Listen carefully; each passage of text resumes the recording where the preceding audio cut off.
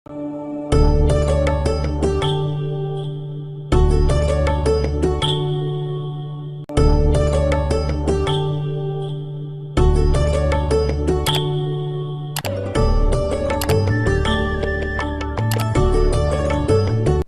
चतुर बन गए हम भले ही ऊपर से कितने शिष्ट नजर आते हों, सुंदर कपड़े पहन के बढ़िया कोई ठिकार लेके, अंदर से कति खोखे और खोखले हुए पड़े हम।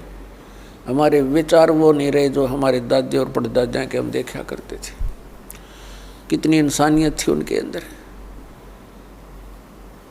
अब पुण्यात्मा, हम जैसे वर्तमान के मानव से भी हमारा पाला पड़ा है, और आज से 55 वर्ष 50 वर्ष पहले जब हम कुछ जानने योग्य हुए, वो समय भी हमने देखा है। उस समय में और आज में दिन और रात का अंतर हो गया। इतनी गिरावट आ गई हमारी मानसिकता के अंदर, हमारे शिष्टाचार के अंदर। इसका कारण ये शिक्षा ही है। आप ऑफिस में जाते हो, किसी भी कार्यालय में, वहाँ भी इंसान है। बाहर पंक्ति में खड़ा वो भी इंसान है। कोई दया धर्म नाम की चीज़ नहीं रह रही। खाएं जाओ धक्के, गिड़गिड़ाएं जाओ उनके सामने, रहम रहा नहीं। 10 रुपये दे दे तो काम कर दे, नहीं तो खाओ धक्के। तो ये जलालत हमको किसने सिखाई? इस शिक्षा ने सिखा दी। और क्या करते हैं फिर उस पैसे का? हम कोठी बनाते हैं, बंगला बनाते हैं, कार खरीदते हैं, और फिर घर में कोई ना कोई ऐसी समस्या, कोई दुर्घटना हो जाती है, कोई बीमारी लग जाती है। उस सारे पैसे को फिर हम ऐसे ही, वो पैसा तो रहता नहीं, व्यर्थ हो जाता है। कोठी बना दी, मृत्यु होगी। आप गधा बन कर कुम्हार के घर मिट्टी ढो रहा है और कोठी वहाँ खड़ी है, चाट ले उस कोठी को। एक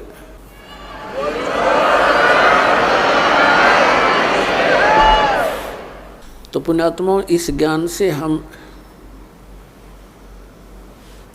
इस माया से वापस होंगे, क्योंकि ये माया दुश्मन है हमारी। और इस माया का हम प्रयोग कहाँ करते हैं? हमने परंपराएं गलत बना ली। विवाह करते समय हम पूरा ड्रामा कर बैठते हैं। पता नहीं किस किस प्रकार से हम अपने इन क्रियाओं को जो एक सिंपल वे से करनी चाहिए थी, हम ड्रामा बना रहे हैं। विवाह करते हैं, लड़के वाला खुशी मनाते हैं, लड़की का विवाह होता है, डीजे बजते हैं। अरे ब्याह 2 बच्चों का होना है, और परमात्मा ने कर रखा होता है, क्योंकि संयोग भगवान ही जोड़ के भेजता है, जीव नहीं जोड़ सकता, या भूल है इसकी। तो अपने सिंपल से वे से ब्याह करे। बच्चों का नाता ही तो जोड़ना है, वचन से जुड़ता है। ठीक है भी, हमारे आपका बेटा पसंद है, वो कह दे भी हमारे आपकी लड़की पसंद है, दोनों बच्चों का विवाह मंजूर हुआ, हो गया ब्याह। और इसमें क्या देर लगे थी? अब हमने देखा, समाचार पत्र में पढ़ा, पहले दिन डीजे बजा रहे हैं, लड़के का विवाह था, बहनें भी डांस कर रही हैं, माँ भी डांस कर रही है, गली में खड़े होकर। अरे सब कंजर हो गए हम, इंसानियत भूल गए कति। अगले दिन क्या होता है कि विवाह के लिए जा रही थी बारात, रास्ते में दूल्हे वाली कार टकरा गई एक ट्रेल लेते हैं, दूल्हा मर गया, साथ में और बैठे थे 6-7, वो मर गए। पहले दिन तो खुशी मना रहे थे, अगले दिन टक्कर मार कर रो रहे हैं। तो इस काल के लोक में और हम बकवाद करें, इसलिए कर रहे हैं क्योंकि हमने भांग पी रखी है, नशा हो रहा है हमारे। नशा उतर जाएगा जब ये चीज़ आपने ऐसी दुश्मन दिखाई देंगी जो ड्रामा हम करते हैं। एक समय नानक साहिब जी के पास भक्त कोई व्यक्ति चले गए और कहा, महाराज जी आप ऐसे रहते हो खोए खोए से, आप कभी खुश नज़र नहीं आते, आपका चेहरा ऐसा रहता है जैसे महादुखी प्राणी होया करे, और आप तो महापुरुष हो। आपको काहे की टेंशन। तब नानक साहिब जी ने कहा भी ना जाने काल की कर डारे, और किस विध ढल जा पासावे, और जिन्ना ते सिर ते मौत खुड़क दी उन्होंने केड़ा हंसावे। अब ना जाने कब के बिजली गिर जा, एक सेकंड का भरोसा नहीं, एक सेकंड का।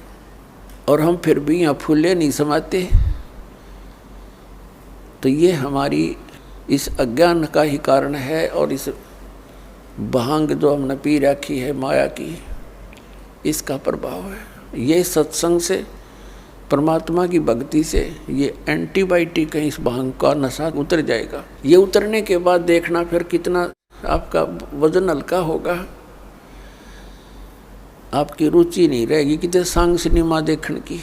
आप ना सोचोगे क्यों समय बर्बाद किया, या तो मालिक की चर्चा चलेगी, या सत्संग सुनने दिल करेगा, या फिर अपनी सुबह शाम दोपहर की क्रियाएं, और फिर मंत्र दिन में इतना बिजी शेड्यूल हो जाएगा आपका, बकवाद करने का समय कौन मिले। और कभी समय मिलेगा तो रुचि नहीं बन सकती है, क्योंकि आत्मा स्वीकार करे नहीं। बहुत दिन हो गए इसने ये बकवाद करती ने, इसका कुछ भी हाथ नहीं लगा। तो पुण्यात्माओं, हमने अपने सिर पर आप वजन घना रख लिया है। सबसे पहले तो हमने इस विवाह के ऊपर खर्चा कति बंद करना पड़ेगा। फिर हम कोठियाँ बनाते हैं, सिंपल मकान बनाओ, ठीक है। जिसके पास 2 पैसे हैं वो भी अपना हिसाब का ही मकान बनावे, लोग दिखावा नहीं करें। तो उसमें हमें भक्ति में ज़्यादा समय मिलेगा, हमारी टेंशन खत्म होगी। अब जैसे हम त्यौहार मनाते हैं, अब जब तक ज्ञान नहीं था तब तक हम कुछ भी मना लेते, अब ज्ञान हो गया कति रुचि नहीं बनती।